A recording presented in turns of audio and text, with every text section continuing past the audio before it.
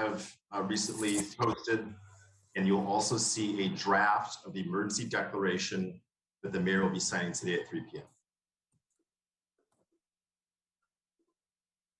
And I see the mayor's ready to go. So if we don't have any technical issues, I don't see anything in the chat, we'll go ahead and get started. Thank you, Mayor.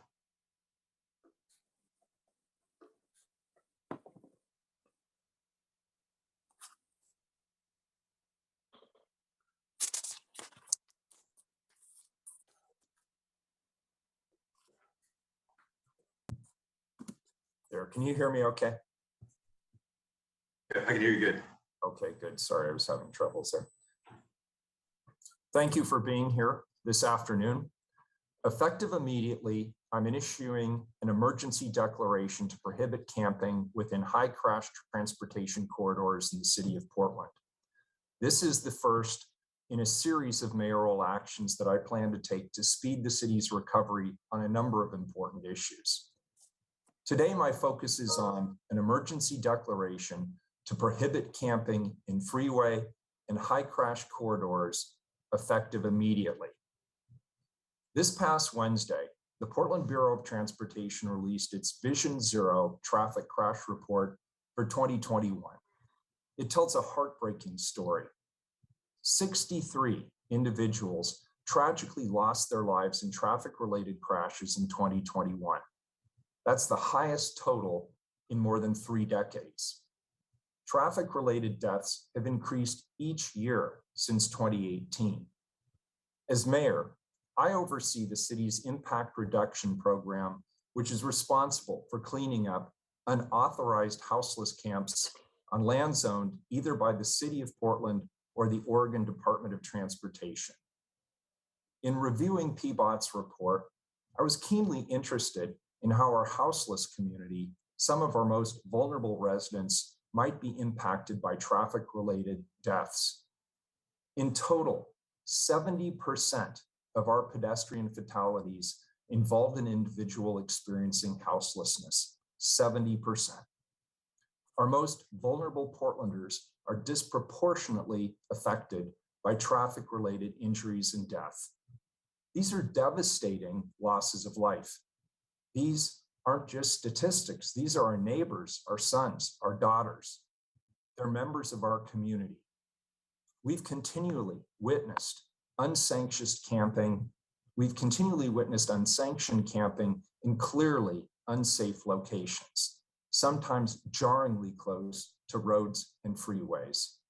You don't need to be a traffic engineer to sense that that's not safe. Now, the traffic engineers confirm our instincts. Of the 27 traffic deaths that involved a pedestrian, a vast majority, 70%, involved individuals experiencing houselessness. The findings from the Vision Zero report make one element easy to understand. We can no longer justify allowing our most vulnerable community members to be exposed to the dangers of camping in freeway and high crash corridors. This emergency order does 3 things right away. It prohibits camping along high-speed corridors. It prioritizes the work of the impact reduction team to post and remove camps in these areas. And it enables them to keep these sites free of camping with no right of return. This order goes into effect at 3 p.m. today. In the meantime, we'll continue building on the good work underway by Commissioner Dan Ryan and his team with the Safe Rest Villages to fully realize his vision. We will implement our partnership with Multnomah County to offer a safer alternative to camping in dangerous high crash transportation corridors and to help prevent the need for campers to set up other unsanctioned camps in new locations.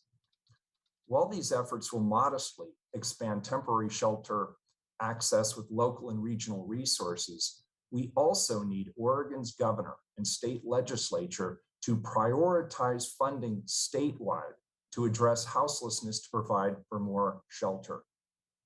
Portland is by no means the only city in Oregon facing this crisis. It's only the highest profile example.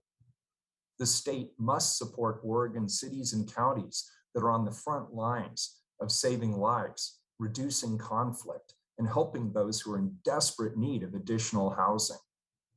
I look forward to meeting with my fellow Oregon mayors from cities large and small to figure out how together we can get more help from our state government.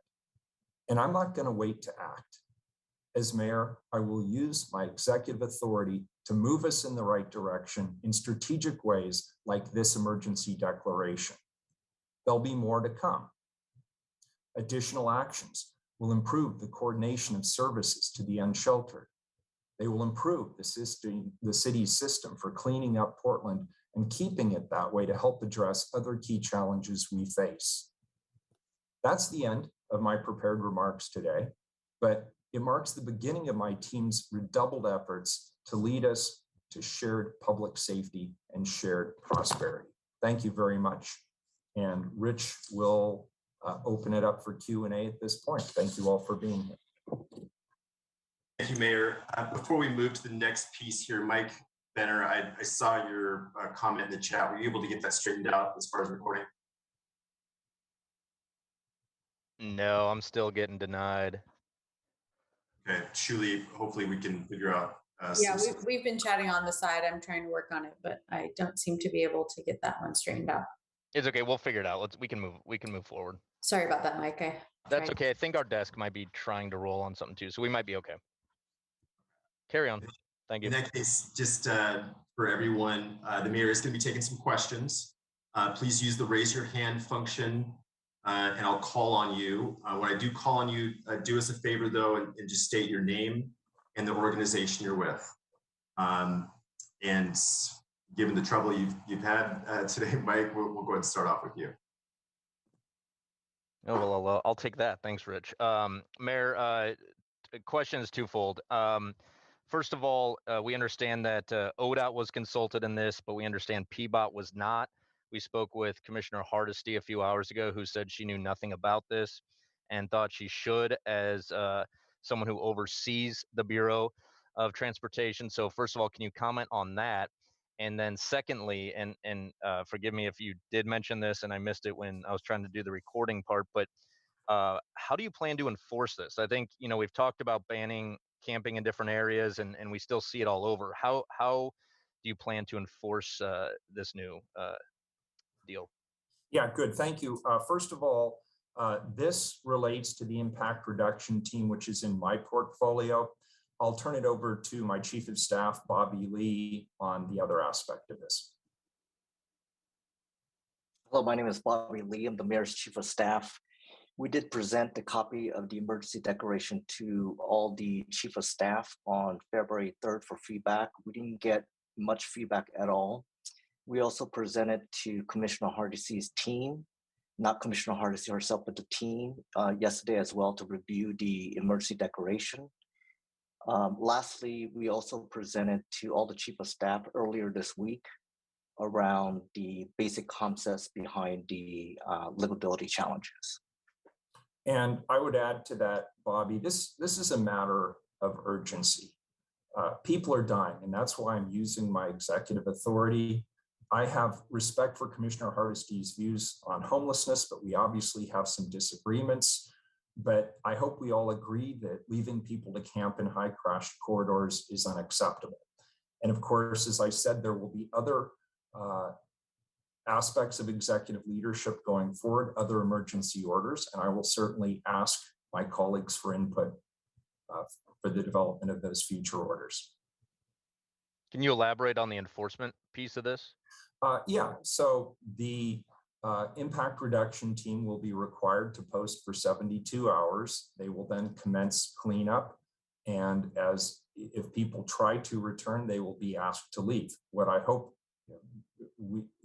what we find is for the most part, when asked to leave, people will move. Keep in mind, we're talking about high crash corridors, areas that are clearly unsafe where people are dying. And this encompasses about 8% of the total area of the city.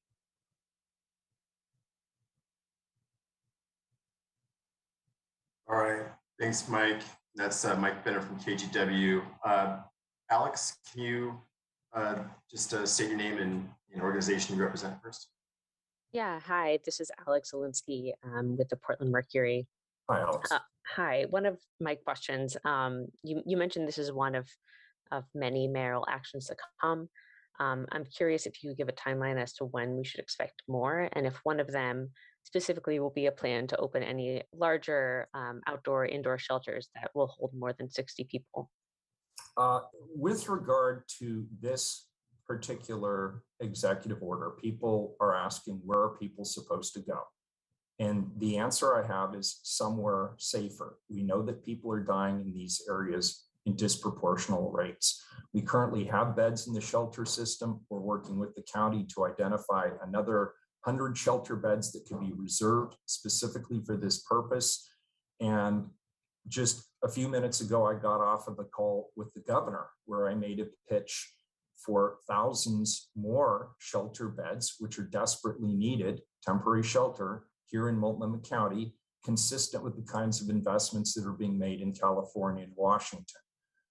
And we're asking for that temporary shelter over the course of the next 3 years until the metro money is deployed in the community. Again, this is about getting people out of areas that are clearly not safe. So, sorry, could you mention or could you explain kind of the time frame of other mayoral actions to come regarding this? As quickly as possible. This is an urgent issue, and it demands our immediate attention. One last thing, could you explain the urgency around this? I mean, people have been dying unhoused in Portland for years, despite whether or not they're by streets that are busy or not. If this is such an urgent issue, wouldn't you agree that putting people in homes and putting people in offering, emergency housing would be a better option than just forcing them to relocate? I have never been shy about my opinion. We need to, as quickly and humanely as possible, get as many people off the streets as possible. And I don't believe there's anything humane about leaving people in high crash corridors where, with this report that we just received this week, it's been made very clear people are dying. And so I approach this from a sense of urgency and immediacy. We have to address this issue right now.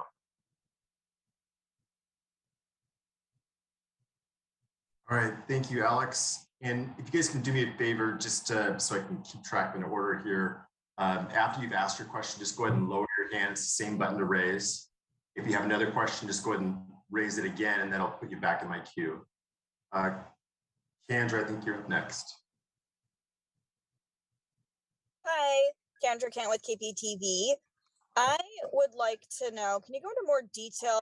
You said like this will encompass like maybe 8% of the city. Talk a little bit about the criteria to determine, what a dangerous road is. And then also, how will you determine how close a tent can be to a dangerous corridor? And I'm kind of thinking of like along I-5 on the embankments, some of them are very close, but then some of them are kind of up more in the hill. And it's like, what is too close?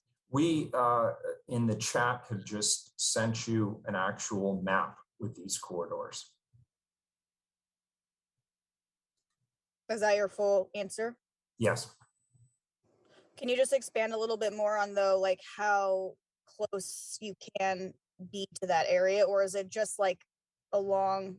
I haven't looked at the map yet. I apologize, but yeah, I'd refer you to the map in IRP. I'm not sure on exactly how many feet, but clearly the goal here is to remove those camps that are in the corridors on that map. So I don't know how many feet it is beyond that, but certainly the focus is on those high crash corridors. Thanks. And those are specifically defined. And Kendra, we can follow up with some more detailed information on you on those questions also. And Sophie. Hey there, this is Hi, Sophie. Sophie. Hey, with Willamette Week. I have sort of a two-part question. First is more process-based. So will this be a complaint-driven process, and will Hucker be prioritizing these sweeps over sweeps at other camps that the city deems high-impact camps? These are absolutely a priority because people are dying in these particular areas. So will these jump the line from other camps that have been submitted? I would also point out that we've actually substantially increased the funding to go to Huckerp. We've now, in this last budget cycle, increased the number of vehicles from 8 to 14. We've actually doubled the capacity of their ability to clean up camps that are most problematic. So I believe we'll still be able to do the other work, but we have additional resources coming in that we can now dedicate to this purpose. Okay. And then can you explain, I'm still unclear about why the other council offices in PBOT were not briefed about this until yesterday. From my understanding, this has been in the works for over a couple weeks now. I know ODOT has been briefed on it, has been in discussions with the mayor's office for weeks. So I think I'm unclear as to why the other council offices were not. The other council officers were certainly aware of the fact that I was looking at an executive order. They were aware of the fact that I was deeply concerned about these particular areas, but we actually did not finalize the executive order until literally the last couple of days. Okay, thanks. My understanding was that Hardesty was not even aware that this was in the works, or that this was. I'd refer you to my chief of staff's earlier comments. Sure. Okay. Thanks, Sophie. Megan? Hi there, Mayor Wheeler. Megan Hi, Alice, Megan. K2 here. We know that the danger of these camps has been an issue for a long time. So why did it take your team up until this point to take this action? My team has been very aggressive on remediating the most problematic camps. I have fought hard to get additional funding for the impact reduction program. I've worked tirelessly to bring additional short-term shelter online. I've worked with my colleagues at Metro and Multnomah County and elsewhere to advocate for additional funding from the state for these purposes.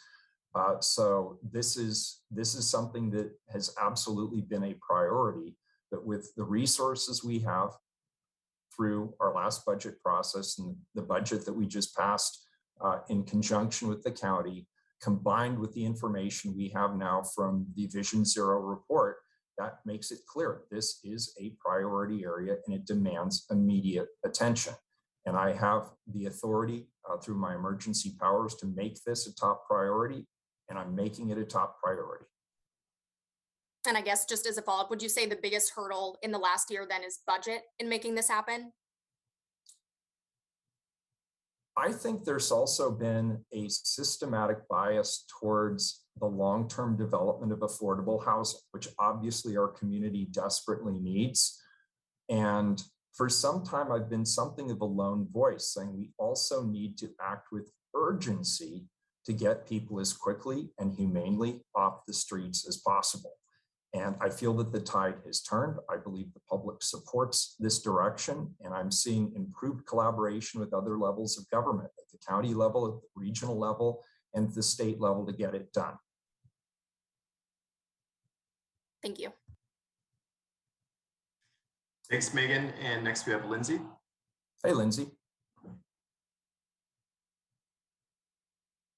You're muted, Lindsay. We had to say that once. It's a Zoom call. Oh, there we go. Sorry, terrible me. Sorry about that. Thank you. So I did have the same question as Kendra, because I was wondering if people are posted and then they move back like 10 feet. Is that good? So they'll be asked if they move back in, they'll be asked to leave. And then how is the enforcement of this going to be different from some of the other camps that we've seen where they're posted and then a week later they're back? Well, the difference is you have to start the process all over again if you're not using the terms of this executive order. Under this executive order, the impact reduction team has the ability to move people quickly out of those areas if they return. There's no right to return here. And I want to be clear, the vast majority of campers move when they are asked to move. The sort of ultimate stick here would be to arrest somebody for trespassing, but we all hope and expect that won't have to be the case here. Again, we're talking about limited areas in the city that are very dangerous, where nobody should be, where people are losing their lives. So the focus here is to get people out of those dangerous areas. And then I know you mentioned, where do these people go? And you mentioned 100 more shelter beds coming online. How soon could we see that? Well, we currently have shelter capacity, of course, and we're working with our colleagues at the county as expeditiously as possible to identify up to 100 beds that would be reserved for this particular effort. But as I say, we need thousands of temporary shelter beds. That's just the reality. We have thousands of people camping in our community in unsanctioned camps. And under Martin v. Boise, which we honor, we want to be able to provide people safe and humane alternatives to living on the street. So we are asking overtly our governor and our state legislature, let's mirror what California and Washington are doing to support the establishment of significant shelter capacity in our community. And there will undoubtedly be some emergency orders in the not too distant future focused on that aspect of this as well. And again, I offered this morning to meet with the governor to discuss this, and I look forward to that opportunity. Thank you, Lindsay. Rebecca, I think we may have accidentally lowered your hand. Did you still have a question? Yes, I definitely did. Mayor, you can hear me. There have been a lot of polls coming out lately. I'm thinking one from the Portland Business Alliance and a few from People for Portland, really showing that Portlanders are kind of historically unhappy with the state of the city, and also showing support for a more aggressive approach to moving campers. Can you speak to what influence those polls, specifically the PBA poll and the People for Portland poll, had on this announcement you're making today? The polls had no impact on the announcement I'm making today, other than to underscore the urgency of the issue and the anger and frustration that our constituents have about the lack of action. But let's be honest, when I ran for re-election last year, I heard that same anger and frustration amongst people who live in this community. And I've said many times, and I feel this quite sincerely, I share that frustration. I share that anger as somebody who was born and raised in this community, who knows what its potential is. To see its current state is utterly disheartening. And I have made this my top issue for the last 4 budgets. I have said this is our #1 issue, and we need to do a good job. And this is just one more tool in the toolkit to get it done. All right, thank you, Rebecca. And Shane, you're up next. Hi there, Mayor. Shane Dixon Kavanaugh at the Oregonian. Hey, Shane. So I just want to ask, or just have you elaborate on this a little bit more.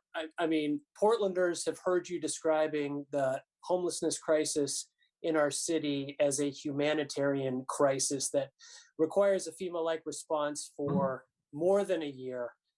You said just now that you have been a lone voice up until recently on the need to focus on immediate sort of solutions. You've had these emergency powers at your disposal this entire time, yet have never chosen to use them. And in fact, you've used an emergency declaration to ban the sale of fireworks before you used an emergency declaration to address homelessness. Why is that?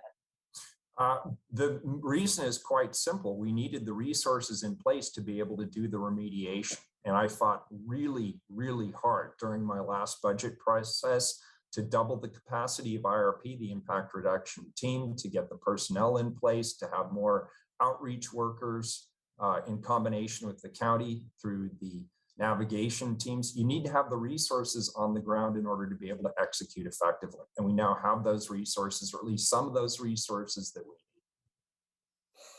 need. And then one other question with this particular emergency declaration, since it does revolve around what's described as inherently dangerous camping locations, can that apply to more than just high crash corridors in this declaration? Can that definition? This declaration is very specific. It refers to freeway and high crash corridors. And that's not to say there won't be future declarations, but this one is fairly narrow in its scope geographically. Thank you. Thank you, Shane. And Sophie, you're back up. Yeah, this is Sophie Peel again with Willamette Week. Hi, Sophie. Hey, Mayor, you mentioned that the city honors the Martin v. Boise ruling. How are we honoring Martin v. Boise if we've continued to sweep camps despite not having enough shelter for everyone? And why does the city care to come in compliance with the ruling now, when it hasn't stopped us from conducting sweeps for the past 4 years? Yeah, I'll defer to legal counsel on that, but I'll give you one piece of it. Martin v. Boise was in the context of a city that was citing people for homelessness for camping, and we're not. Okay, thanks. Thank you, Sophie and Rebecca. Hey, sorry if I missed this, but you talked about no right of return. What does that actually look like? Are there penalties? Are people stuck? It means we're not going to let people come back. What we've seen in other parts of the city is if we remediate a camp for public safety, public health, or environmental reasons, it takes about 10 minutes for people to start coming back. And we're making it very clear that that is not going to be acceptable in these areas. If people return, they'll be moved. So, but to be clear, no penalties. It's just you tell people to move and you strongly tell them to not come back. Look, the goal here isn't to penalize people. It's the goal here is to move people out of dangerous areas where they can be killed. That's the bottom line. Thanks, Rebecca. And Alex, Rebecca. Yeah, could you explain how this order kind of ties in at all with thinking of deciding to make a buffer around safe rest villages? And, I guess just is that another piece of this bigger puzzle that you're putting together? That's not part of this program here today. Okay, and then just one more thing to follow up on what Rebecca was asking. Will you be physically blocking off spaces? I know that in the past when people have attempted to return to places that have been swept, their barricades go up sometimes or construction flagging to keep folks from returning. I guess yeah, so that would be an ODOT decision, but I absolutely support the idea of fencing off highly dangerous areas where people should not be camping. And I will absolutely advocate for the state to do that.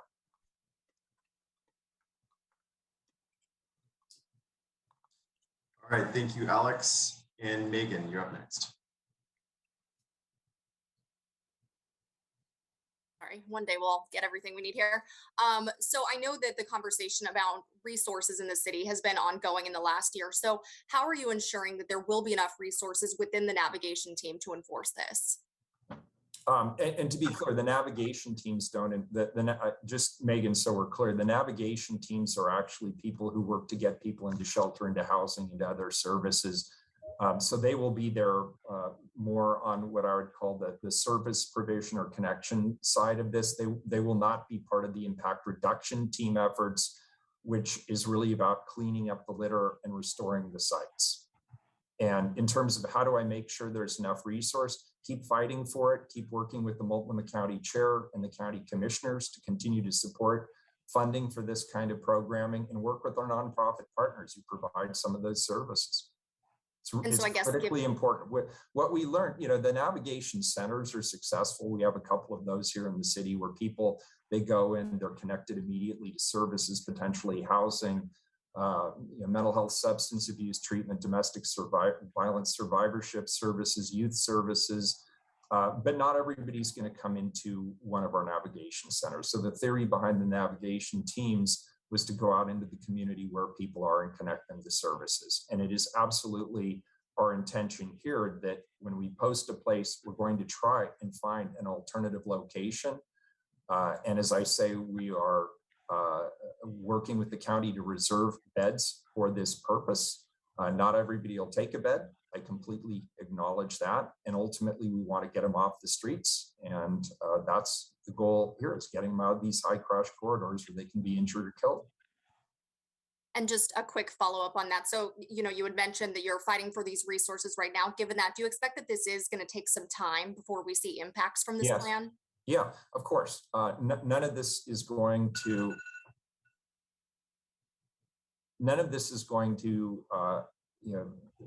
happen citywide quickly. We will deploy the resources. People will slowly start to see the results, and hopefully over time, with a consistent approach, people will see the impact. But people shouldn't expect to see a big difference in the next 2 weeks, 3 weeks, but over the course of the months to follow, people will see the difference. I appreciate it. Thank you. Thank you, Megan. And Christian. Hi there. I just wondered whether people are just going to be moving from, next to the highway onto a sidewalk next to a store, and is that just one of the things that's going to happen here? Christian, this is always the problem with remediating camps, is if you don't have an alternative, people just move somewhere else. And I acknowledge that in the absence of adequate shelter beds, in the absence of other alternatives, some people will pick up and they will move somewhere else, which isn't really solving the larger problem, but it does solve the immediate problem, which is we need to clear out these areas that are high crash corridors and transportation corridors where people are getting killed. So let's keep the hierarchy in mind. This is saving lives. The next step is let's get people off the street as quickly and humanely as we can. And we're working aggressively on that front as well. And as I say, I'm looking for not just a marginal increase in the shelter options available in this community. I'm looking for thousands of beds. And I have seen California jurisdictions be successful in working with their governors and legislature. I've seen Washington jurisdictions being successful working with their legislatures and governor. We should do the same here. And that's why I put the ask overtly on the table this morning in my meeting with the governor to partner with me to get it done here in Oregon.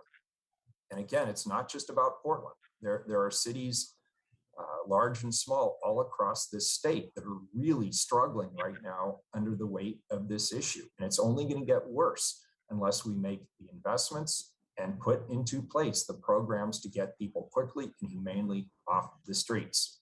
And from my perspective, leaving people in high crash corridors is not a humane approach at all, period. Thanks.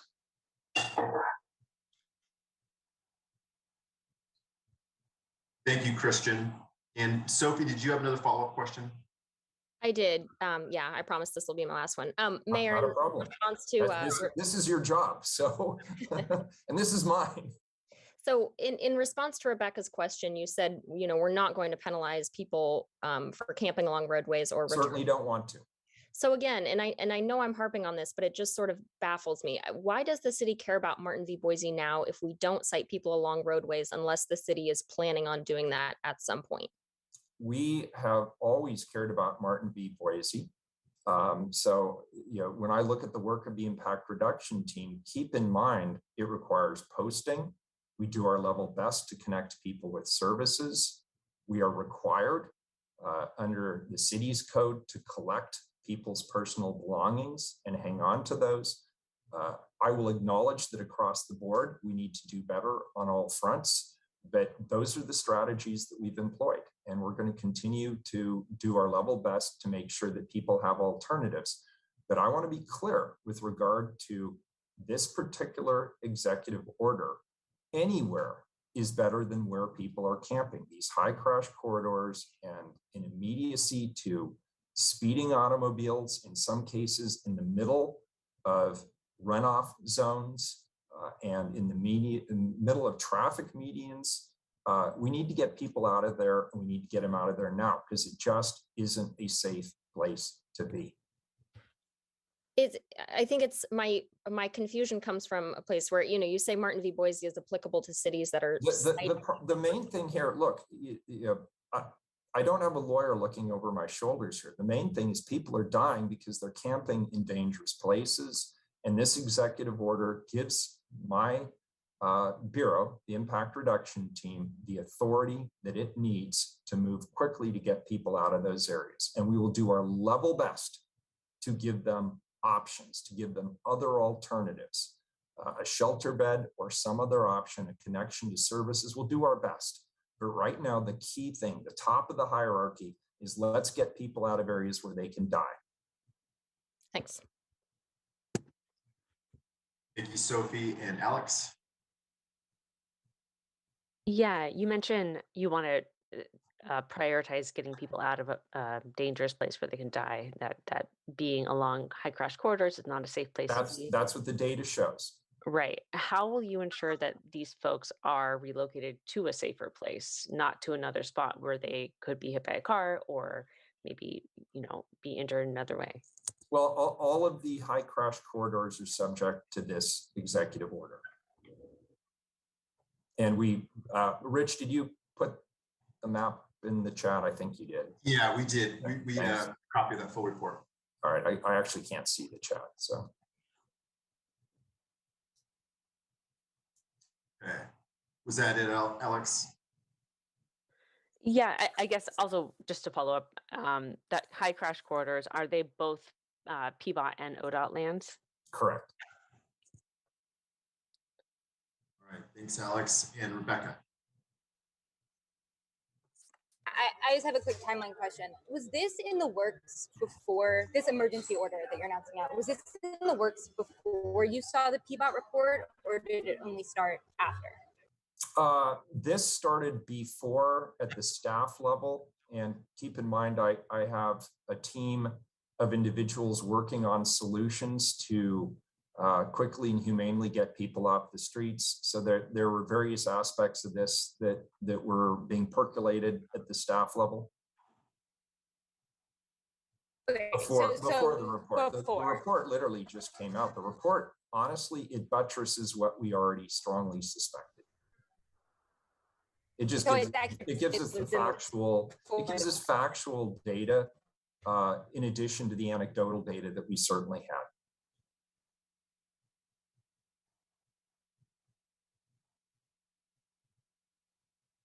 All right, thanks, Rebecca.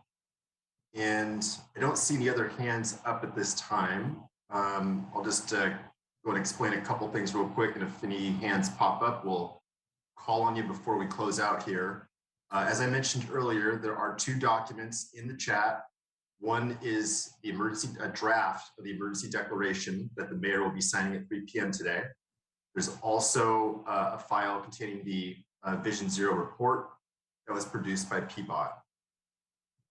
And Alex, you have one more question? Yeah, I do. I just wanted to follow up on the first question I asked. I wanted to see if there is any way you could comment on if there is a plan in the works to create large mass shelter indoors with more than 60 people. We are looking at all options around shelter. And while we've acted with urgency, I think it's clear we have not acted at the scale necessary to address the problem. So we are looking at larger scale solutions across the board.